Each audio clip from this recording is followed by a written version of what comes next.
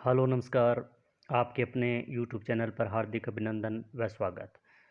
आज हम बहुत ही महत्वपूर्ण टॉपिक है जो नए अभी ज़िले बने हैं 50 ज़िले और 10 संभाग। इनमें से जो डीडवाना कुचामन ज़िला है उनके बारे में हम उसका संपूर्ण अध्ययन करें, उसकी भौगोलिक दृष्टि से और कला संस्कृति से क्या क्या परिवर्तन हुए हैं। और अभी हम जो यह ज़िला है नागौर से अलग होकर बनाया गया है, तो इनमें कौन कौन सी चीज़ मुख्य बातें हैं उनका भी हम देखेंगे। अंत तक बने रहे क्लास में, क्योंकि हम सभी उन महत्वपूर्ण बिंदुओं पर चर्चा करेंगे जो परीक्षा की दृष्टि से महत्वपूर्ण है। अभी जो भी आगे आने वाले भर्ती परीक्षाएं हैं इनके लिए तो ये बहुत महत्वपूर्ण है, क्योंकि इनसे प्रश्न हर भर्ती परीक्षा में आते रहता है। तो इससे पहले हम देखते हैं कि ये राजस्थान का नक्शा है। अब हमारा राजस्थान है वो 50 जिले और 10 संभाग का हो गया है। अब इसमें 50 जिले हैं और 10 संभाग है। तो आज हम शुरू करते हैं डीडवाना कुचामन। तो डीडवाना कुचामन जिला है, इसमें जो उपखंड हैं उसमें जो 6 उपखंड दिए हुए हैं, जैसे डीडवाना है, लाडनू, पर्वतसर, मकराना, नावा और कुचामन सिटी। और तहसील पूछे तो तहसील इसमें 8 हैं। कितनी से तहसीलें हैं? 8 हैं। डीडवाना, मोलासर, छोटे खाटू, लाडनू, पर्वतसर, मकराना, नावा और कुचामन सिटी। इसमें जो उपखंड हैं वही तहसील है, मगर दो इसमें अलग दी हुई है, मोलासर और छोटी खाटू। ये तहसील है, ये उपखंड नहीं है। आगे हम देखते हैं डीडवाना कुचामन जिला। इसकी महत्वपूर्ण चीज़ें अंत तक बने रहें, क्योंकि अंत तक हम महत्वपूर्ण टॉपिक यानी भूगोल और कला संस्कृति से संबंधी सभी चीज़ों का हम इसमें अध्ययन करेंगे। तो डीडवाना कुचामन जिला है, इस जिले को नागौर जिले को तोड़कर बनाया गया। यानी डीडवाना कुचामन है, इसको नागौर जिले से अलग कर बनाया गया है। इसका अस्थायी मुख्यालय डीडवाना रहेगा। अभी इसका स्थायी मुख्यालय नहीं बनाया गया है, अभी अस्थायी मुख्यालय डीडवाना को बनाया गया है। यह अजमेर संभाग में आता है। डीडवाना जिला है वो अजमेर संभाग के अंतर्गत आता है। इसमें अभी हमने देखे 6 उपखंड हैं और 8 तहसील है। यह जिला अंतर्वर्ती है, यानी अंतर्वर्ती जिला है, न कि अंतर्राष्ट्रीय। इसमें क्या है कि अंतर्राष्ट्रीय व अंतर्राज्यों की सीमा नहीं लगती है, इसलिए अंतर्वर्ती जिला है। इसमें किसी अन्य राज्य की और या फिर किसी देश की सीमा इससे नहीं लगती है। यह जिला 5 जिलों की सीमा 5 जिलों से सीमा होती है। यानी यह जिला है जो 5 जिलों से सीमा बनाता है। कौन कौन से? जैसे सीकर, चूरू, नागौर, अजमेर और जयपुर ग्रामीण। इन 5 जिलों की सीमा यह डीडवाना कुचामन जिला सीमा बनाता है। इस जिले के उपनाम देखें तो डीडवाना कुचामन जिले के नागौर की शिक्षा नगरी, मारवाड़ का सिंहद्वार और शेखावाटी का तोरण द्वार, इन डीडवाना कुचामन सिटी के जो जिला है इसके उपनाम हैं। डिडूसा है, शासक के नाम पर डीडवाना नाम पड़ा। यानी एक शासक थे डिडूसा, उसी के नाम पर इसका नाम डीडवाना पड़ा था। सर्वाधिक खारे पानी की झीलों वाला जिला डीडवाना कुचामन है। यानी ऐसा पूछा जाता है कि प्रश्न भर्ती परीक्षा में आए कि यानी सर्वाधिक खारे पानी वाला जिला कौन सा है, तो वो अब होगा डीडवाना कुचामन। क्यों खारे पानी की झील? क्यों है कि यह तैतीस सागर का अवशेष है। इस जिले में खारे पानी की झीलें, यानी इस जो डीडवाना कुचामन जिला है इसमें खारे पानी की झीलें कौन कौन सी है? एक तो है डीडवाना झील, दूसरी कुचामन झील और तीसरी नावा झील। ये 3 महत्वपूर्ण खारे पानी की झीलें हैं। डीडवाना झील की बात करें तो डीडवाना कुचामन जिले में स्थित है। यह डीडवाना झील है वो अब कहाँ है? डीडवाना कुचामन जिले में स्थित है। पहले ये नागौर जिले में स्थित थी। यह खारे पानी की झील है। इस झील को खालदा झील के नाम से भी जाना जाता है। अन्य इस डीडवाना झील का नाम पूछे तो अन्य नाम है खालदा झील। इस झील में उत्पादित नमक सोडियम सल्फेट की मात्रा अधिक है, अतः नमक खाने के लिए अयोग्य है। यानी झील है, यहाँ झील, इस झील में उत्पादित नमक है उसमें क्या है कि सोडियम सल्फेट अत्यधिक है। इसकी अत्यधिक मात्रा होने के कारण यह खाने योग्य नहीं है। ब्राइन विधि से नमक तैयार किया जाता है। इसमें यह नमक कैसे तैयार किया जाता है? तो ब्राइन विधि होती है उसके तहत नमक तैयार किया जाता है। ब्राइन यानी वाष्पीकरण विधि। सोडियम सल्फेट का उपयोग कागज बनाने में, चमड़ा साफ करने में किया जाता है। यानी सोडियम सल्फेट होता है, उसका उपयोग क्या है कि एक तो कागज बनाने में किया जाता है और दूसरा चमड़ा साफ करने में इसका उपयोग लिया जाता है, काम में लिया जाता है। देवल, यानी देवल क्या है, तो नमक बनाने की एक संस्था है देवल। ये बहुत बार भर्ती परीक्षा में पूछा जाता है कि देवल क्या है, तो नमक बनाने वाली संस्था है देवल है। और देशवाल जाति द्वारा नमक तैयार किया जाता है। यहाँ पर जो डिडवाना कुचामन है उससे नमक है वो देशवाल जाति द्वारा नमक तैयार किया जाता है।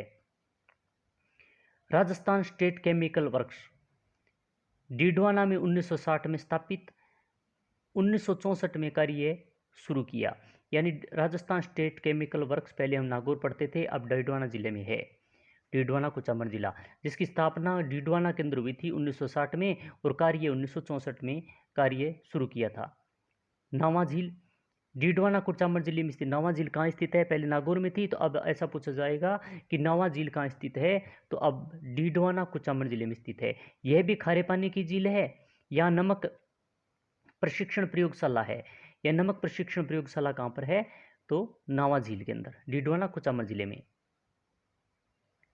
मेंथा नदी, यह नदी डिडवाना कुचामन में प्रवाहित होती है। पहले हम मेंथा नदी का प्रवाह क्षेत्र देखते थे तो सीधा दिखाते थे कि नागौर जिले में, अब नागौर जिले से अलग होकर डिडवाना कुचामन जिला बना दिया गया, तो इसका प्रवाहित क्षेत्र भी अब डिडवाना कुचामन में भी है। IGNP श्री पन्नालाल बारूपाल लिफ्ट नहर से डिडवाना कुचामन को जलापूर्ति होती है। ऐसा भी प्रश्न पूछा जा सकता है कि डिडवाना कुचामन जिले में किससे जलापूर्ति होती है, तो वह IGNP नहर है, उसके एक लिफ्ट नहर है पन्नालाल बारूपाल से जलापूर्ति होती है।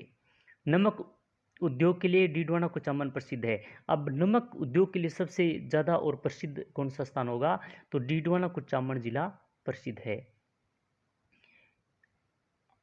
अब कला संस्कृति की दृष्टि से देखें तो वीर तेजाजी पशु मेला परवत्सर, पहले हम नागौर पढ़ते थे, अब क्या है कि नागौर से डिडवाना कुचामन अलग कर दिया गया, तो अब वीर तेजाजी पशु मेला है वह परवत्सर डिडवाना कुचामन जिले में स्थित है। मारवाड़ के शासक अभय सिंह के समय में इस मेले की शुरुआत परवत्सर में 1734 ईस्वी में थी। यानी अभय सिंह के समय के अंदर परवत्सर के अंदर इस मेले की शुरुआत हुई थी, वीर तेजाजी पशु मेले की 1734 ईस्वी में, 17 दूनी 34 में। और यह मेला कब आयोजित होता है, तो श्रावण पूर्णिमा से भद्र अमावस्या तक यह मेला बढ़ता है। खारिया तालाब परवत्सर डिडवाना कुचामन में, ऐसा भी पूछा जाता है कि खारिया तालाब कहाँ स्थित है, तो पहले हम परबतसर नागौर करते थे, अब परबतसर कहाँ है, डिडवाना कुचामन जिले में।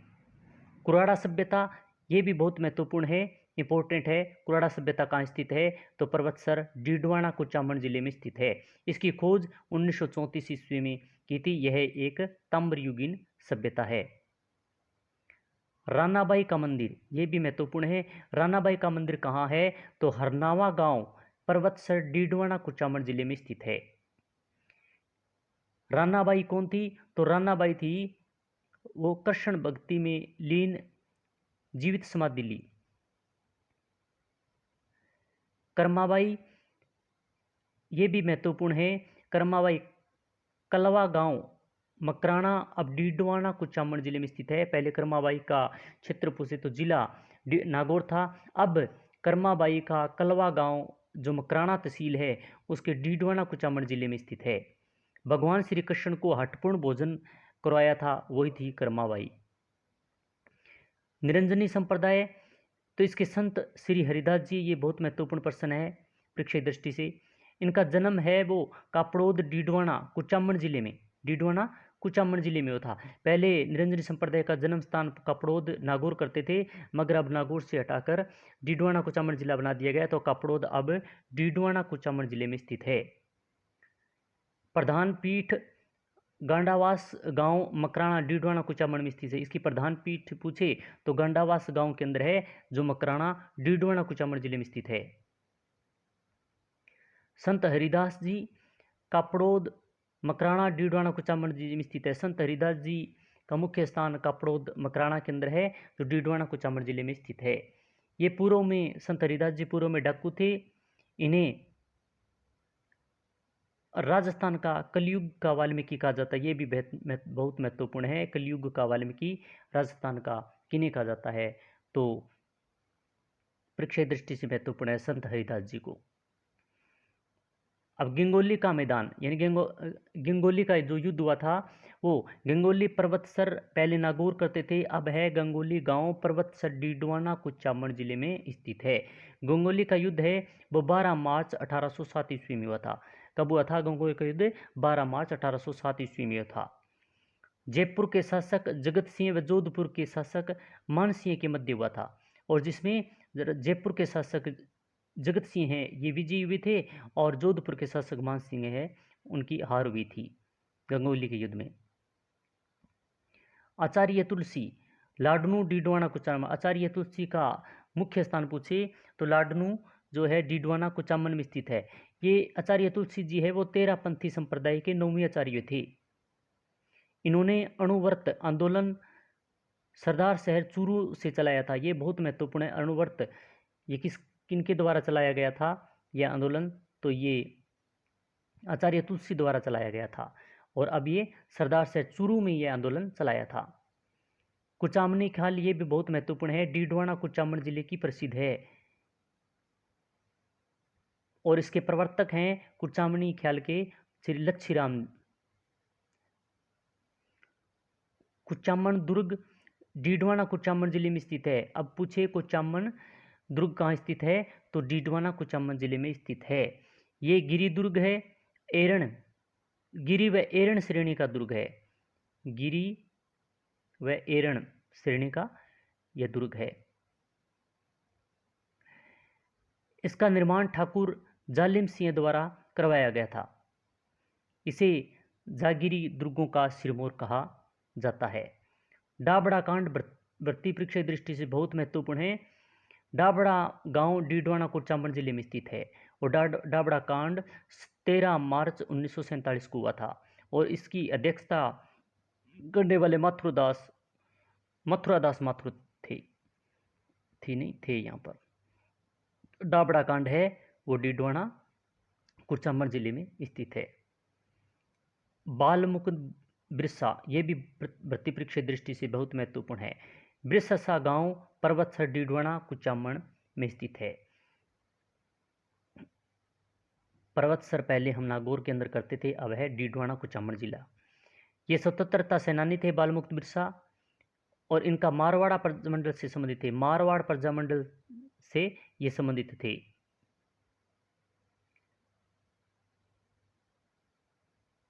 लक्ष्मी नारायण झूला का मेला ये भी परीक्षा दृष्टि से महत्वपूर्ण है। लक्ष्मी नारायण झूला का मेला है वो मोलासर ये डीडवाना कुचामन जिले में स्थित है, और श्रावण मास में इसका मेले का आयोजन किया जाता है। तो आज हमने बहुत ही महत्वपूर्ण जिला है डीडवाना कुचामन में कौन कौन से परिवर्तन हुए हैं, ये सभी चीज़ें पहले नागौर जिले में स्थित थी, तो अब डीडवाना कुचामन जिला अलग होने के बाद में अब ये सभी चीज़ें हैं जो हमने अभी अध्ययन किया, ये सभी डीडवाना कुचामन जिले में आ गई है। तो ये क्लास कैसी लगी अवश्य बताएं, लाइक करें, शेयर करें, और चैनल को सब्सक्राइब करें। साथ ही में बेल आइकन दबा लेना, क्योंकि इसी प्रकार की अन्य क्लास का नोटिफिकेशन आपको मिल सके। और आप कमेंट के माध्यम से अवश्य बताएं अगर ये क्लास आपको अच्छी लगी, तो इसी प्रकार की जिला दर्शन की महत्वपूर्ण टॉपिक हम आपके सामने लेकर आएंगे। जय हिंद, जय भारत।